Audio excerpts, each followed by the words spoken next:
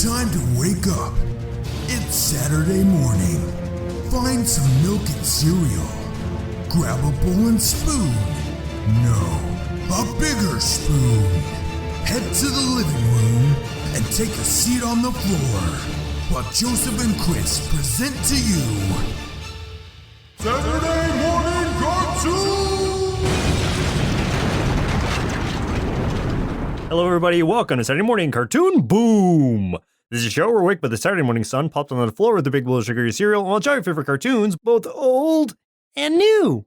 I'm Joseph. And I'm Chris. And this morning we watched Sherlock Holmes in the 22nd century. Sherlock Holmes in the 22nd century. Is this the greatest intro we've ever gotten? Here's the thing. This is the thing that's genius about this theme song. Is the only words, the only lyrics are the name of the show, so it can't be forgotten. Right, it drills into your head. That is absolutely true. Yeah.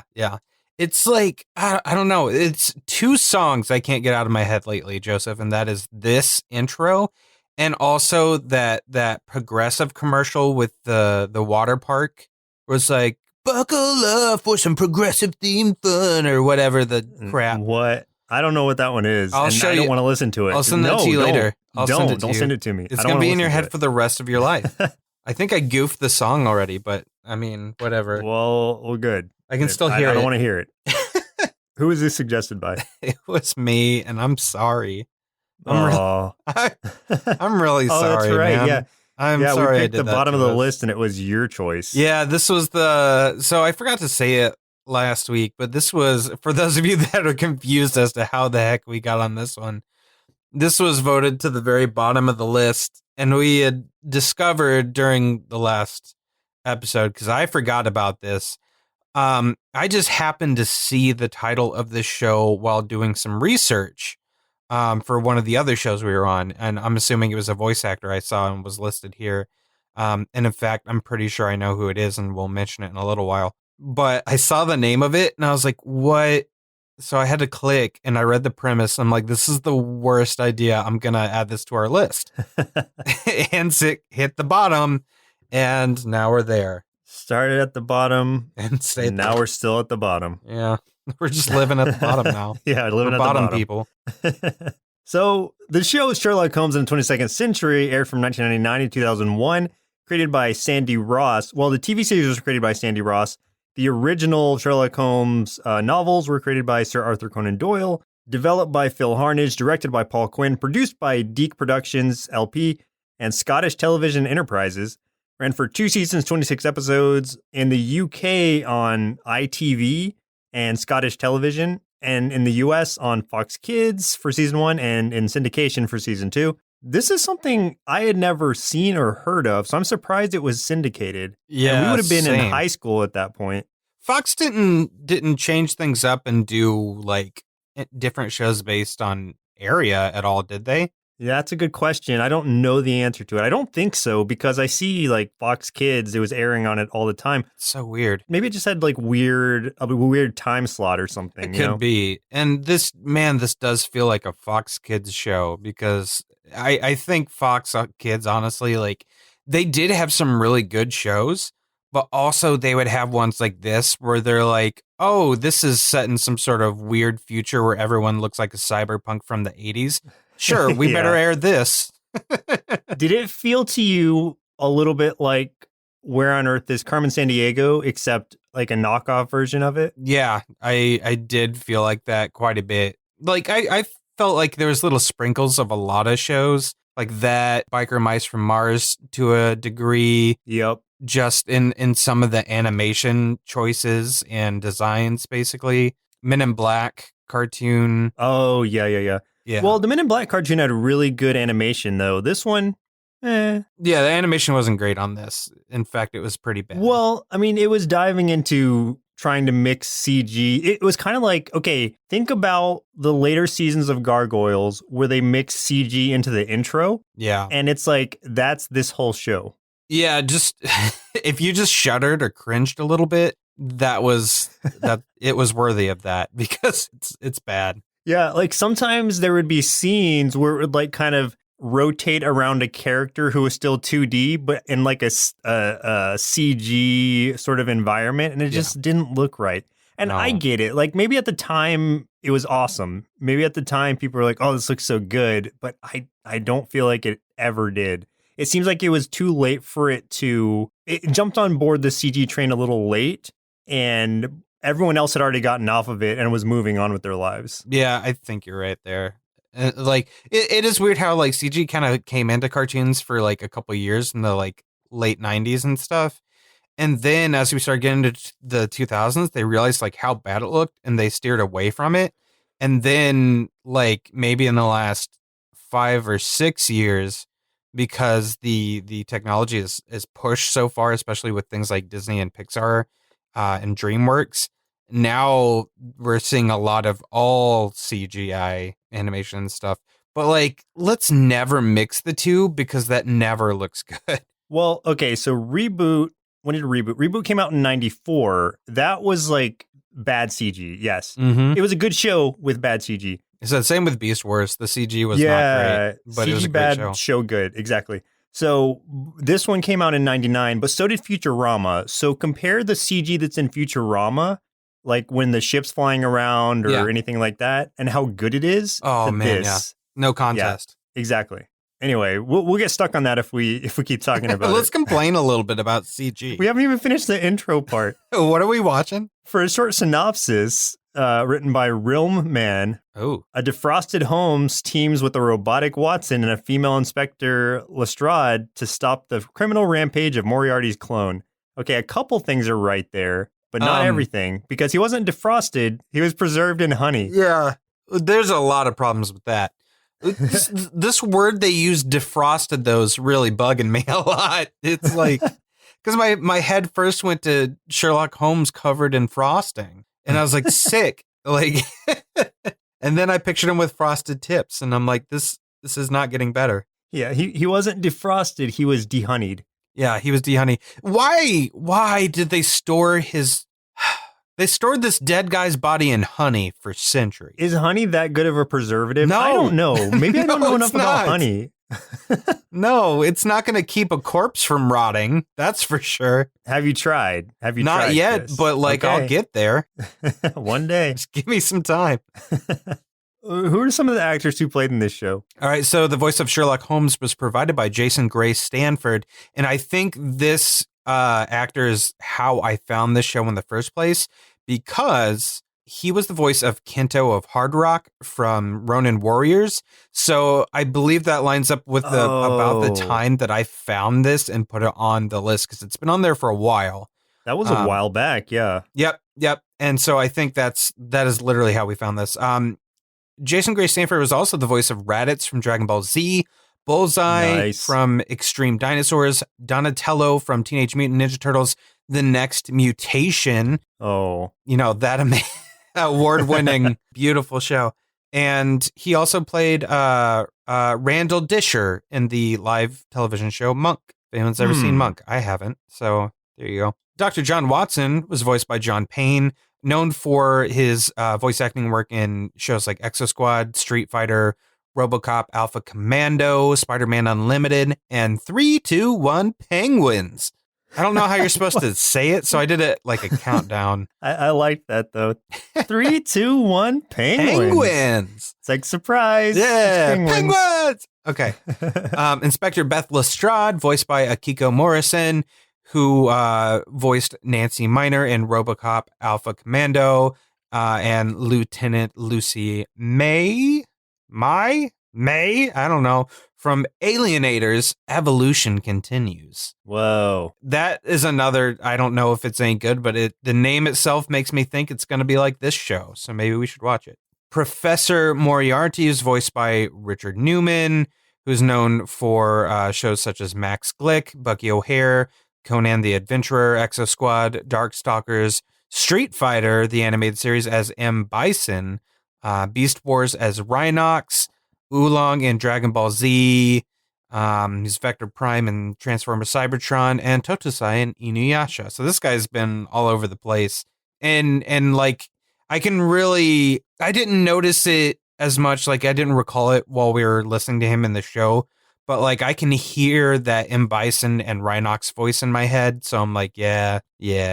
Martin Fenwick was voiced by Ian James Corlett, who was the voice of Dr. Wily in Captain N the Game Master, Vortex in Double Dragon, Mega Man in Mega Man, Goku in Dragon Ball Z, Cheetor in Beast Wars, Bob in Reboot, and Andy in What's with Andy? We hit a lot of those right there. Yeah. A lot of Dragon Ball Z alumni in this, I know, too. there's a lot of them. Like, all these guys usually run in the same circles because they're all represented by the same people or working for the same production company. So lots of crossover there.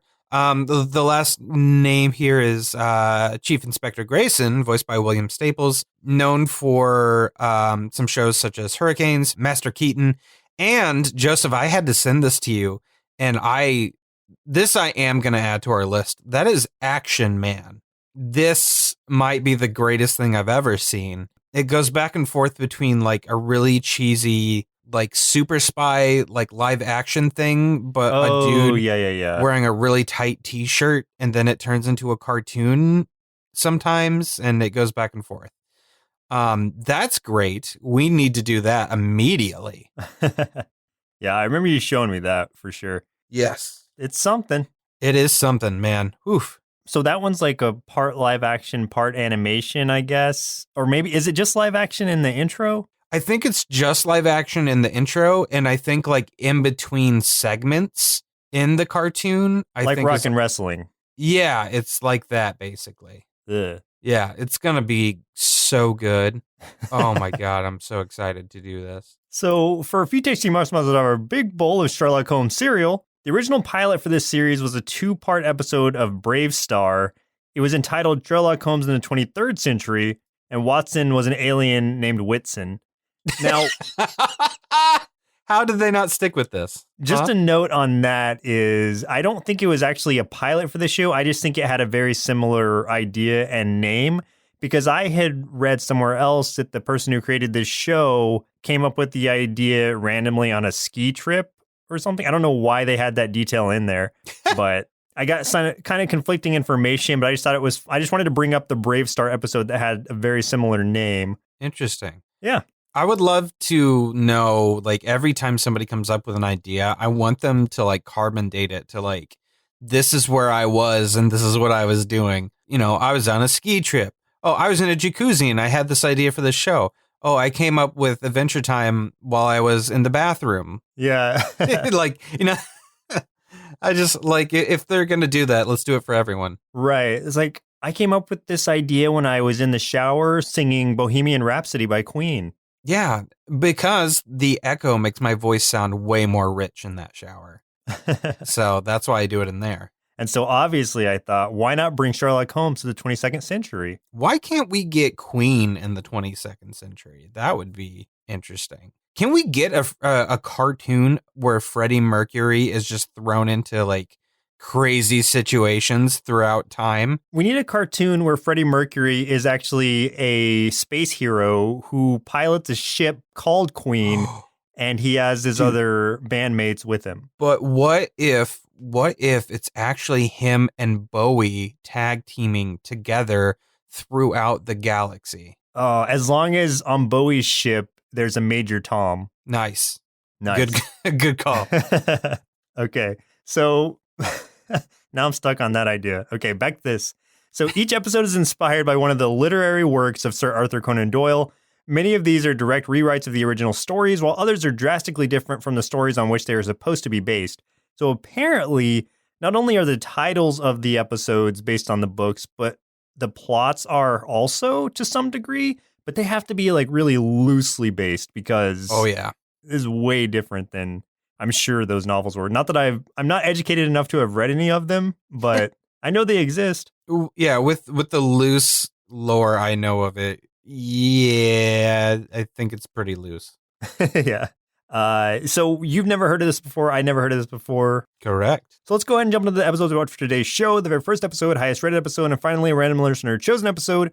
Order may vary depending on how these episodes fall chronologically, but of course we have to start with the very first episode, which was The Rise and Fall of Sherlock Holmes, Season 1, Episode 1, where Inspector Beth Lestrade of New Scotland Yard is convinced that Professor Moriarty has returned from the dead. So she asks biologist Sir Evan Hargreaves to cellular rejuvenate Sherlock Holmes, whose body has been preserved in honey for nearly 200 years. Yeah, why not? Why wouldn't they have put his body in honey? Out of every person in history, why not just do it with him? Chris, have you ever seen the movie Demolition Man? I haven't. Okay, well, this is basically Demolition Man because in that movie, Sylvester Stallone is taken out of cryogenesis to taken out of his cryo honey because he's the only man who can stop his arch nemesis Wesley Snipes, who also was able to get out of his cryo honey.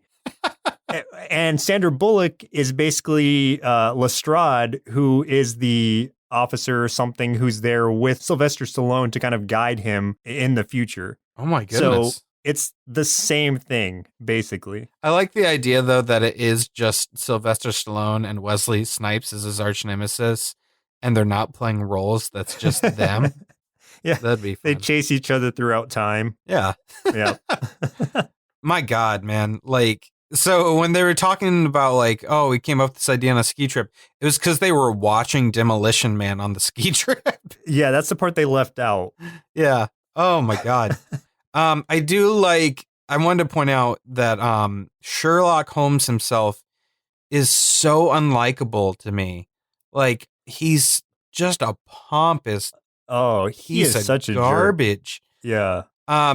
So I kind of like, I know I tend to sympathize with villains a lot, but like, man, I get it. Like the very beginning, we're seeing like way back in the past, and Sherlock confronts Moriarty, who's in disguise and thinks it's working. But like, he just, instead of just being like, hey, the jig's up, Moriarty, or whatever, he just starts like knowledge shaming him. Like basically just talking about like all these things about like, you know, it's just so obvious that it's Moriarty. And like Moriarty pulls out a club and starts beating him with it, which I was a fan of. And I was just like immediately like, Moriarty's the star of this show. Yeah, it's like, okay, I get it, Moriarty. And then they fall into a waterfall because why not? And then I guess just died. But then we find out, of course, he didn't. Moriarty dies. Yeah. Or does he? This entire show is just these two faking their deaths constantly. That's what I was thinking. Like every other episode is just them falling to their supposed deaths. Faking their death. Here's the thing that bugs me the most. So like you said, Lestrade thinks Moriarty has come back from the dead because she's investigating things revolving around this Fenwick guy who's basically a zombie for some reason. That's what I was thinking. I was like, what is he? It never touches on it. He looks like he's a zombie. Nobody else looks like that in the future, so it's not like an alternate mutant race they have. It's just, hey, here's Fenwick, who's obviously a villain and a zombie. She's investigating that guy who ends up that he's working for Moriarty, and she thinks she sees Moriarty steal a hovercraft because, you know, that's the first thing I would do if I'm from the 18th century or whatever, or 1800s, I mean. And I get to the future, I'm like, I'm going to steal me a hovercraft right now because I know what that is and I know immediately how to fly. Know how to drive it. Yep. Yeah, exactly. So she's just like, oh, it's Moriarty. So then, because it's so well documented, we need to resurrect Sherlock Holmes. So, you know, she goes to the scientist man and she's like, hey, we need to resurrect him. So they get his body, which is preserved in honey, and it's an old man. And we're like, wait, he died as a young man. Well, it turns out he used that fall, which took place right in front of his best friend, Dr. Watson, and then proceeded to just take the opportunity to fake his death, left his best friend thinking he's dead, and went on and kept solving mysteries without him. I was like, dang. He just needed to get away from Watson, and that was his out. Like, wow, what a jerk. Dude was mourning him the rest of his life. For all we know, Watson died of heartbreak. Yeah. Oh, man. That's messed up, dude. It's so messed up. It's rough. Yeah, none of that really tracks at all. It would be like about. If I faked my death and then kept doing cartoon podcasts without you. You started a new show. Yeah. Oh, man. So bad. Oh yeah, and then there's like a computer AI with the police force and this a particular AI that's in this one robot that Lestrade works with, and she calls it Watson. Yep. There you go. So we have our Watson. No relation to Watson. Doesn't look like Watson yet. Did you notice, though, that they kind of introduced the reason why he was going to look like Watson in this episode when the police chief like put on that like fake face? So I was wondering if that's what it was. I was very confused by a lot of things in this, and the very end of this episode was part of why I was very confused. I really wish they had left him just as a robot, but with the the attitude or at least the knowledge of Watson. And then it would have played much better for me had that been the case. It didn't need to look like him too. I would say robot, but with the hat and with the mutton chops, like metal mutton chops on. If we could have that. That reminds me of that character in Overwatch, actually. Oh yeah, Bob. Yeah, it just looks like Bob. That would be great though. I would have been down with that. It would have been so much better. So there's so many red flags on this show that I'm just like, none of this makes any sense. One moment I did want to mention that made me laugh really hard, and I don't know if you caught it, is when Holmes's body's floating in the tank. The doctor's starting to revive him and stuff like that. Nothing impressive has taken place, right? Yeah. But you hear Holmes like just grunt, and his body just barely twitches just a tiny bit. He's butt naked in this thing, right? He's naked in this tube. In his honey tube. Yeah. Lestrade's eyesight is right at a very particular area, and she goes, "Whoa, he's incredible." And the only thing I can think of is he just changed to a younger man, and so I'm guessing things were looking a little better than that honey was doing him some favors. Yeah, so apparently it was enough to impress her. But I just thought that was like so weird. Like, I don't know why they put that in. Something that I wrote down that I found really funny about this episode was, so when he is resurrected and Lestrade like sets him up with some holo programs or something, or not even that, like she sets him up with like a Walkman and some tapes. It's like, here, listen to the future. Like he's sitting there trying to learn about the future, or he's about to, and she leaves the room and he's like, flying cars, talking picture screens, women in charge. What's the world come to? That's how we found out Sherlock Holmes was misogynist. Yeah. Jeez. The product of his time. Ah. But I was like, I get it that, yeah, that would have been weird for back then, but that's really not something they needed to point out. Right. Like, this is my thought. Like, out of all of the other things that he would be new to him. Yeah. So there's a robot assistant that they have, but women being in charge is more surprising to him than an android. Yeah. I'm like, that's okay. Great. All right, Sherlock. I see how it's going to be. So this episode is basically just him or them both kind of after this man who supposedly looks like Moriarty and Fenwick the zombie. And they see him. Well, they don't even really see him, actually, because he's got a mask on and he's trying to steal some information. We didn't even mention the decriminalized thing that they have going on, where it's supposed to, there's something that kind of programs criminal intent out of criminal brains. Yeah, it like brainwashes them and like removes the crypnosis or something it's called. I guess it's just supposed to kind of erase the thoughts of wanting to commit crimes and stuff. I don't know. Apparently that's been backfiring or has not been working as intended. And so their first idea is like, well, it's got to be Moriarty because he's a master puzzle solver or something. Yeah. This guy that's been dead for 200 years, it's got to be him. But it ends up being him, so I mean, there you go. Well, they weren't wrong. Even though what I thought was interesting is like Lestrade is just like, man, I saw the dude, and like even Holmes is like, nah, you didn't. Yeah, well, because he's like, no, he obviously died, and I mean, he's right because this dude ends up being like a clone with all of Moriarty's thoughts. Yes. He didn't have a sweet honey tube that he was sitting in for all these years. He didn't get stuck in the cryo honey. No, cryo honey for him. So fast forward to the end real quick, and this is kind of confusing. So she sets Watson up a little earlier in the episode with actual Watson's old journals. She's like, here, learn about him. And then she's like, okay, now become him, basically. I need you Yeah. to sound like him.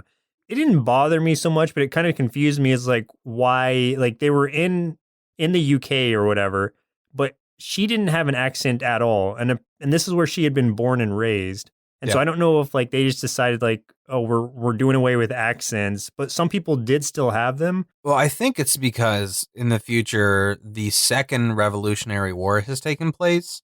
And this time, America attacked England. And there's been so much assimilation since that point. So there's a lot of just American accented individuals now residing, in London and things like that. So that's Gotta be probably why. Gotta be it. It's got to be it. But Holmes is very surprised to hear Watson's voice. He's like, what have you done? And she's just like, elementary, my dear Holmes. And it's like, what does that mean? And that's where the episode closes out. I don't know what's happening. But like, here's the thing with saying elementary.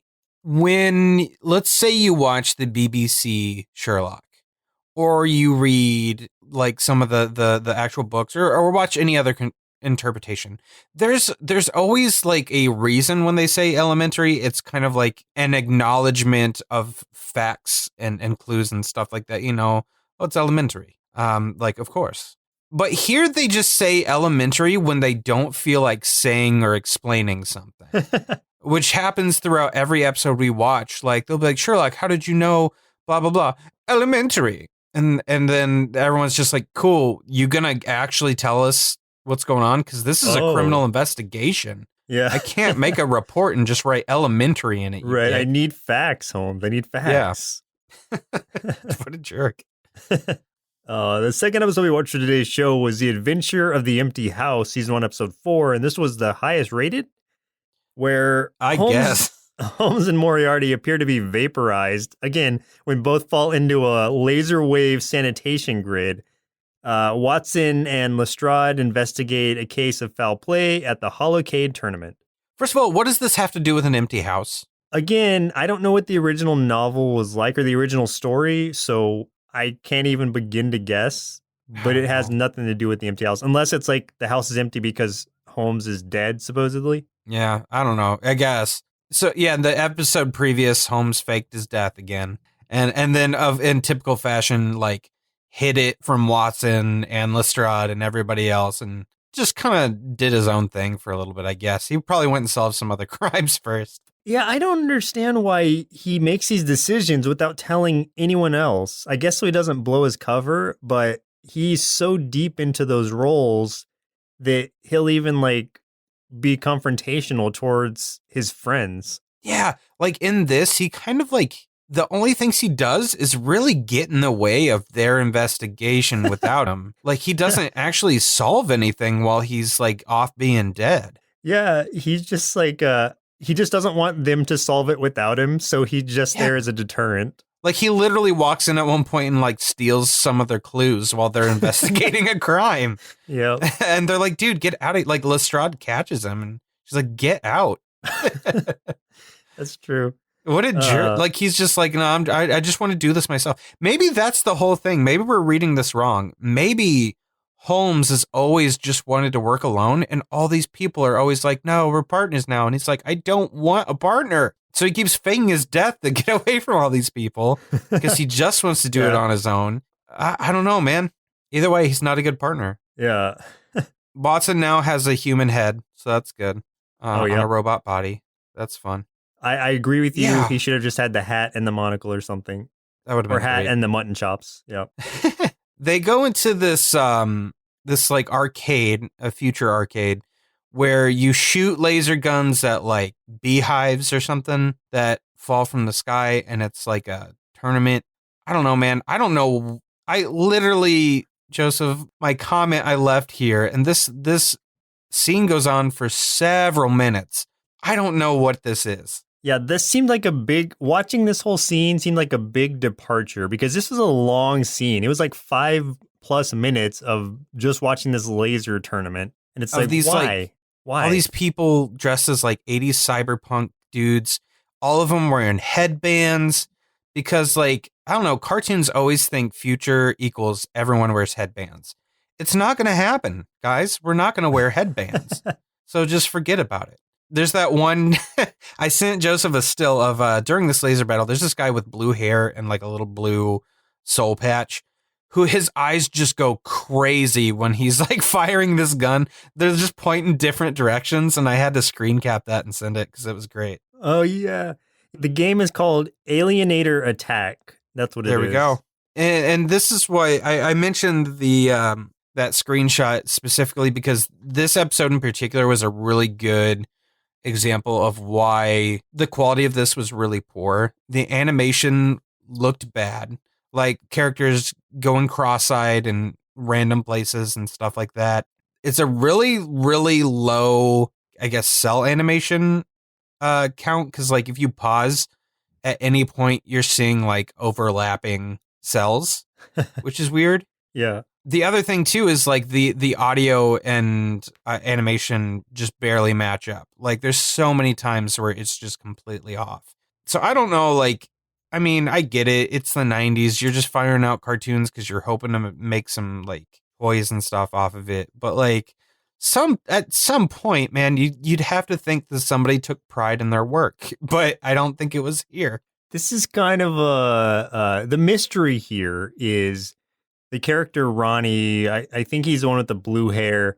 He at one He's point, the other one with blue hair. Okay, yeah, he's the other the one blue with flat top. He and his partner are about to win this Alienator tournament, and then Ronnie just walks out. He just gets up and walks out. Yeah, bye. After that, like when they go and find him, like he's looking at something on his laptop, and he's just frozen in place from this from this dude outside on a building through the window. He's frozen. It's like, okay, well, what's going on here? Like, why was Ronnie frozen? It looked like he had been cheating because he was in possession of a rigged laser gun. Yeah. Because what's supposed to happen, if I remember right, is like every 10 shots you have to reload. And for some reason, his was like a constant fire. Like he never had to reload his gun. So he was obviously cheating. The mystery is trying to figure out why, and then why he's frozen on top of that. Yeah. And like the thing that I'm wondering is, why do the cops care? They take their Alienator Attack very seriously. I don't know, man. They even said when they get there, like, oh, he's going to thaw out in a couple hours or something. And so it's like, then A few days. Yeah, that's fine. Who cares? They're like, he'll be fine. He just needs to thaw out. Yeah, I'm like, what are we doing, guys? What are we doing with our time? Man. Also, I do like that Fenwick and some of the other bad guys start calling all the people that work for New Scotland Yard yardies. I was like, I love that they came up with slang. Freaking yardies over there. It's so bad. This old man keeps trying to steal clues while Lestrade and Watson are trying to solve it. Of course, as we said, it's Holmes who faked his death, and he's stealing their clues because he's solving it, and then he does. So, and he doesn't need anyone's help. No. They find out that Ronnie wasn't cheating. He was set up to look like he was cheating. And I don't know, man. The only thing that I liked about this episode was this one spastic scene where Holmes is very calmly explaining what happened behind the scenes with all this stuff to Watson, like just real calm. And then he's like, now come. And they run out of the room like it's on fire. It made no sense. And then they immediately they set up like a wax bust statue of Holmes, which somebody else tries to freeze. Yeah, man. Yeah. It was Ronnie's partner. Weird thing, Ronnie's partner, I guess, is also a mercenary, but a mercenary that likes video games and really wanted to win. That's right, yeah. And so he rigged Ronnie's pistol, and I guess Ronnie was just like, man, this isn't right, so that's why he walked out. Then he's like, well, I can't have him talking, so I'll just freeze him, but only for 3 days, because there's no way he'll talk after those 3 days are up. That's all the time I need to win this tournament. Right.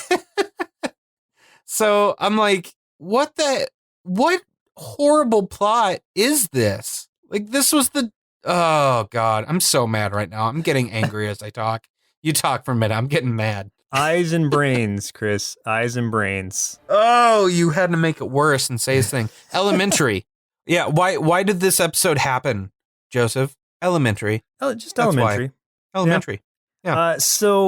Yeah. Everything you said is true.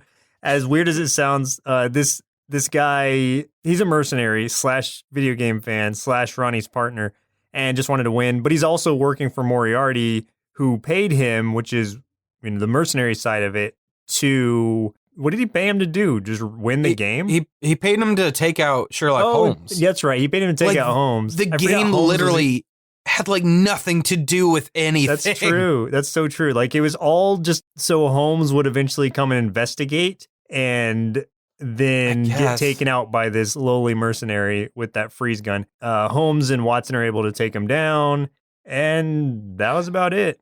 And then we find out that Moriarty also saved himself. He didn't die either, surprisingly. Yeah, he faked his death too. Who saw that coming? We got the explanation, though, that they both faked their deaths at the same time. With rocks. With rocks. That's my favorite reveal. Our master geniuses here were we fell off of this high building or whatever, bridge, onto...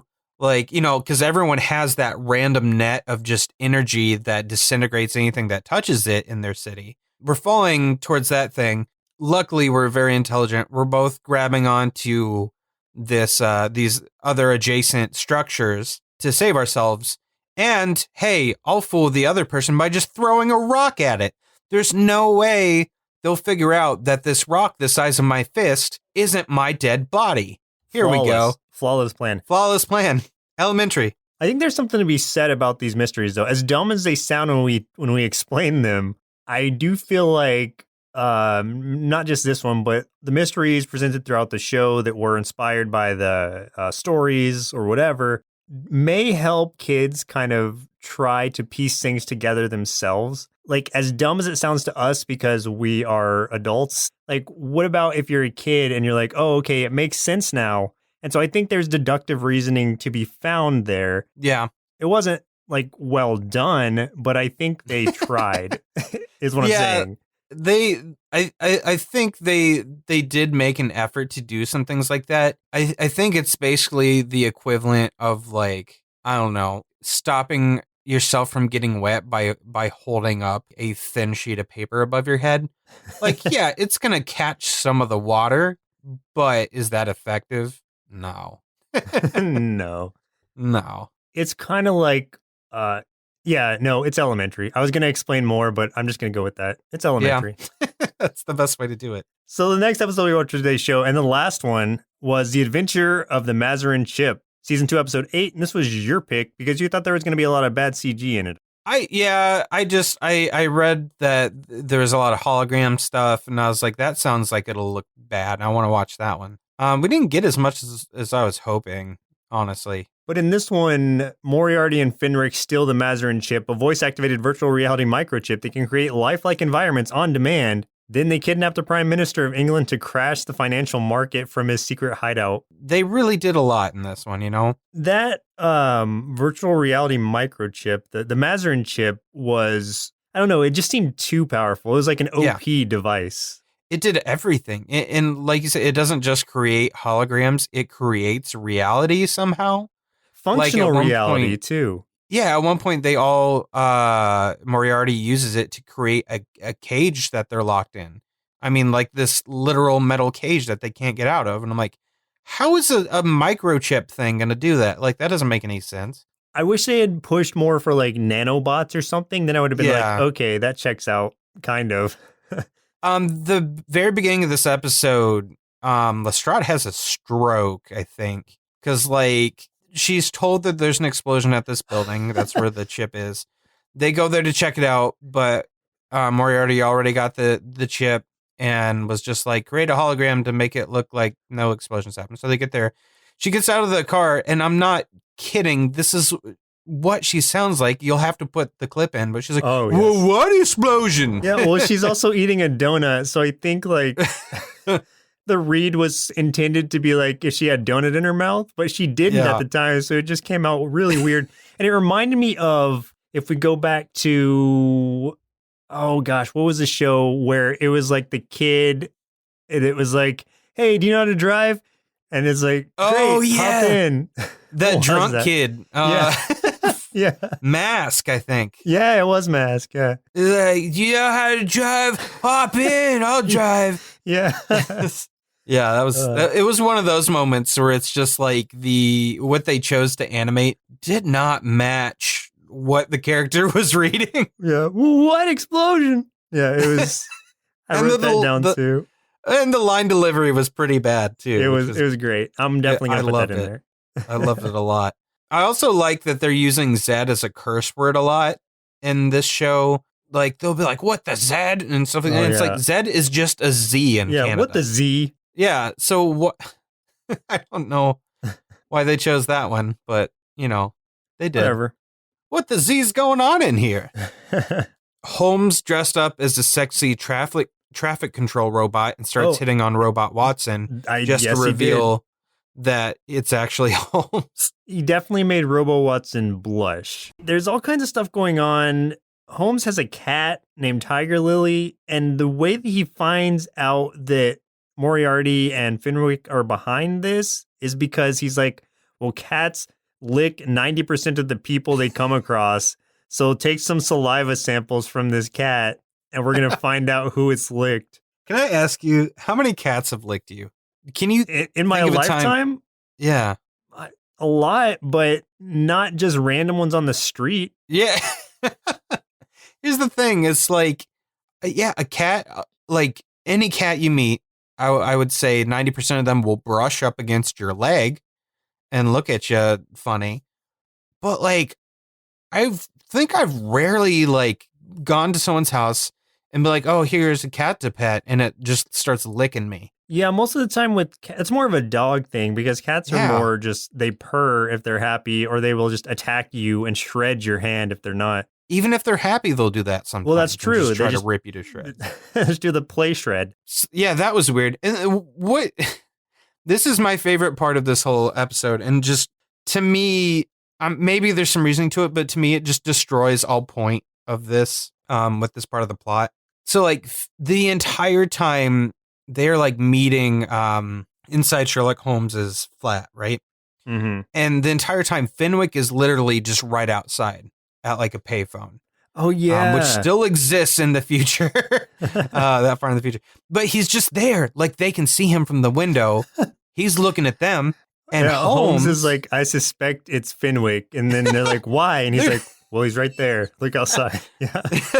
And this is my favorite part. Holmes puts on a disguise to sneak into his flat so Fenwick wouldn't know he was going into his flat, but there was already a mannequin looking like him, so Fenwick would have thought already he was in the flat. It doesn't make any freaking sense. But then Fenwick comes in and attacks the mannequin, which was a poor plan in the first place, but it's like, aha, got you. Gotcha. Oh. He didn't have any follow-up. He just tackled it like a football player. You know, this was season 2, episode 8, so I feel like they were just like running out of ideas. They're just like, anything goes. Like, it's elementary, all of it. It's elementary. The whole thing was about setting up a trap for the prime minister that was like hanging out with Lestrade and Holmes and Watson and all that.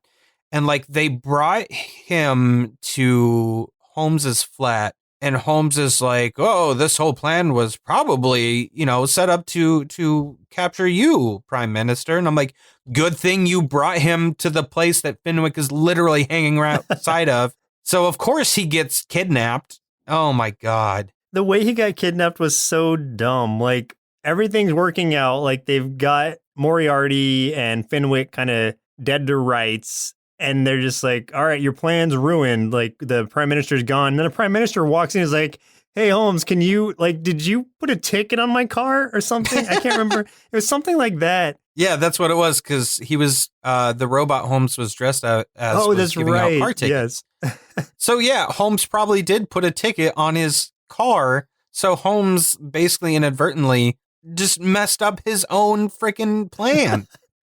Yeah. Oh man. But what was funny too is like, so when they ran in there to try to get the prime minister and Holmes and all that stuff, Holmes grabs I think Fenwick's gun, points it at Fenwick. Everyone points it at Fenwick, and they all ignore Moriarty, who's just right there in the room by the door. So then that's when the prime minister does walk through the door. All he has to do is like grab him real quick. Yeah. And that's it. It's game over. So I'm like, guys, what? And then, like, they go about the actual plan, which would have been, already foiled had Holmes thought ahead a little bit. Yeah. But the plan is to basically, like, crash the market or something, raise interest rates 17%, sell all the government holdings. The financial markets will crash, et cetera, et cetera. There's these characters introduced, to us at least, I'm sure they've been introduced in previous episodes, called, like, the New Baker Street Irregulars, who are basically Holmes' teenage helpers on the street. His street crew, a football player named Wiggins, a cockney named Deidre, and a paraplegic named Tennyson who talks like he only speaks in like binary, I guess. Oh, it's so strange. Oh, and he's in like a hover wheelchair thing, and for some reason he always has a handkerchief tied around his mouth. He can't speak, I guess. So I don't want you looking at my mouth. That doesn't work. In a world where they can make these faces that look like other people's faces and it also simulates their voices, you would think they would have a solution for this poor guy. Yeah. But instead, they're just like, here, you're still in a wheelchair, but it floats. Yeah. And cover your mouth. You look gross. Aw. That's basically what happens. Yeah. So I felt bad for Tennyson. So they're basically kind of helping him follow the trail. Not too much. They don't do a whole lot. They're just like, hey, I think he went here. Yeah, they figure it out immediately. They're like, oh, he's in the sewer. There he is. Like, oh, and also we found out he's in the sewer and he has a secret entrance and we know exactly what stone to press and then you can get in. And that's it. These virtual reality, not even virtual reality, these things that the chip create, you can see into them, but not out of them. Right. So it's like one of those reverse mirrors, the two-sided mirrors. We got to address the cowboy hover taxi driver that randomly showed up and has no lines and no reason to be a cowboy in the middle of this. And then Holmes stole his boots. Yeah. So in the middle of this futuristic England is a just straight up cowboy out of the Old West driving a hover taxi. Elementary. It's elementary, Joseph. Oh, man. Moriarty's trying to... the reason he's doing all of this is so he can claim all the gold or something. And Holmes poses as... Okay, so there's this scene that comes up where they go back to Holmes' apartment. And he just sits there. And Holmes is just sitting there. And I'm like... And I'm thinking to myself... And I'm just like, man, I know that's Holmes. I know that dummy is Holmes this time. Why don't they at least check? Why don't they do something? If they think it's a dummy, try to like pull its head off or something. Just make sure. Like if you're the puzzle solving genius that you're supposed to be, Moriarty, just make sure. Moriarty's like, it's got to be a mannequin because he's too pale. Yeah, no human is that it's just pale. Holmes sitting in a chair, and they're like, oh, definitely can't be him. Let's go about our plan. Yep. And then Holmes just stands up and snatches the chip. Aha! I was a dummy all along. Yeah. I fooled you by sitting still. Oh my God. Yeah. I hate it, Joseph. I hate it so much. The way he resolves this is like, as the fake dummy, he just jumps out of his chair and grabs a chip from their hands. That's it. And he's like, fireworks, make fireworks. Yeah. Oh my God. And that was the sign for everybody to come in and help. And that's it. And then the prime minister's like, Holmes, you're a genius. With all of that, like he used the fireworks as a signal to signal the others to come in, to a distraction for Fenwick and Moriarty. But like, I think he distracted himself because he let Moriarty get away. Out the window, yeah. Yeah, they just didn't think of covering the exits. It's like Fenwick is captured all the time, but then Moriarty just continues to get away. He's just, well, I mean, if you get this version of Sherlock Holmes, you're going to get away. Like, yeah, you'll make it. He's not the brightest. No. Well, Chris, it looks like it's about time we preserve our inner kids in vats of honey and ship them off to the 22nd century where they can finally make something of our lives by becoming Holocade champions. Or, I guess, team up with Robo Watson and Lestrade to tell us what they thought of Sherlock Holmes in the 22nd century. This cartoon could have been really cool because it's in the future, there's hover cars and robots, and Sherlock Holmes who can solve mysteries, but instead he just keeps fake dying all over the place, and he takes like 1 billion years just to do or say one stupid thing. So I gave this cartoon 1 bowl of cryo honey cereal out of 5. I came into this with very little knowledge of the actual Arthur Conan Doyle Sherlock Holmes books that this series used as a source, but I've seen enough shows, movies, and parodies to be familiar with the character of Holmes himself. As far as that goes, I think the show did an okay job of capturing his basic essence and translating it for kids. That said, it definitely did not need to be set 300 years in the future, especially if they were just going to base stories off the original books anyway. Although I hear there's an episode about werewolves on the moon, so maybe the future setting isn't all bad. As far as characters go, I did like Robo Watson, but wish they hadn't decided to use real Watson's face. That was a little weird. The mystery aspect was done well enough and could actually help develop a kid's deductive reasoning. In that way, it's borderline edutainment, which is always a commendable effort. Overall, I'd give Sherlock Holmes in the 22nd century 2.5 big bowls of eyes and brain cereal out of 5. I think this one's worth checking out, but will definitely not be everyone's cup of tea. The only elementary thing here is elementary school. That's what level of Deductive knowledge reasoning was put into this show.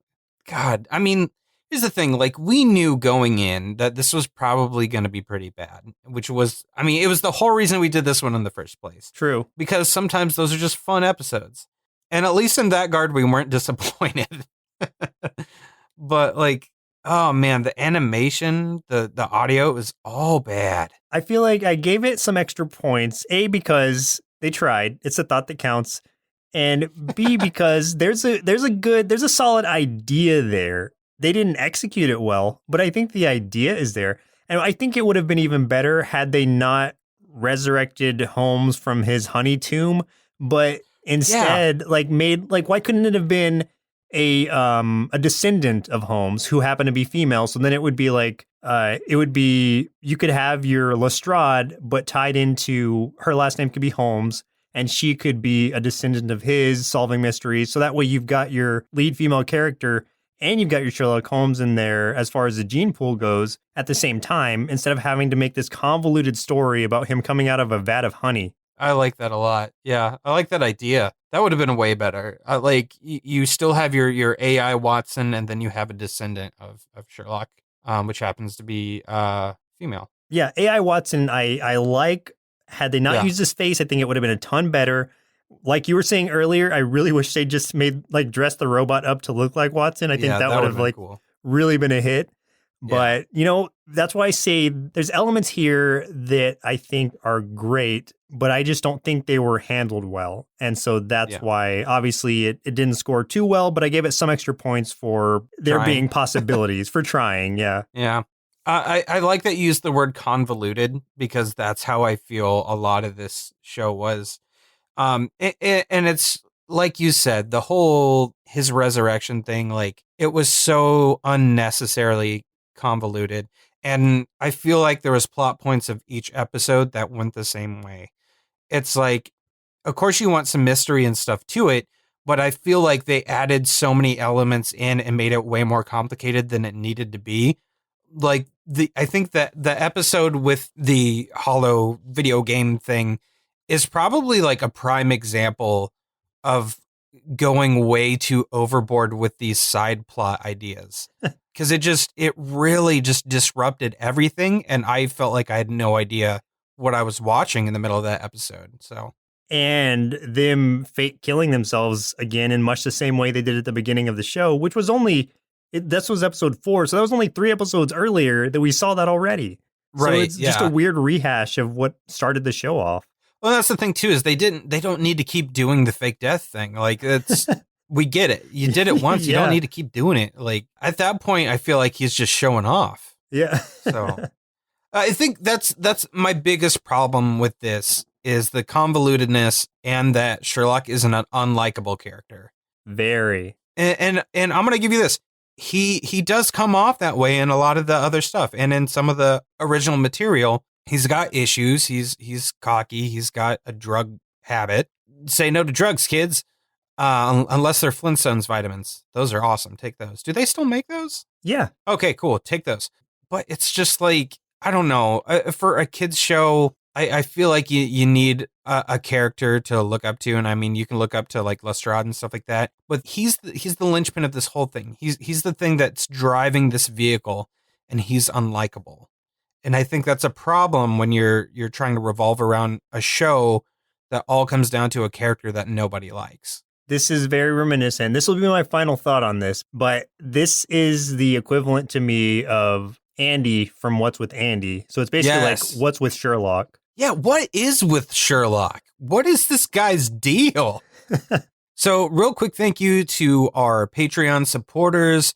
We did get a new supporter this week, so thank you so much, Emily or M Smudge. And also thank you to Jacob, Nickelforce, and Tommy, who are also our patrons on Patreon. If you do go there and feel like making a $5 monthly donation, we really, really appreciate it. There is a bonus episode of Saturday Morning Cartoon Boom up there that is not going to be released otherwise, so you'll get that there. And we are working on getting some more stuff up there. That's like one of our big goals for this year.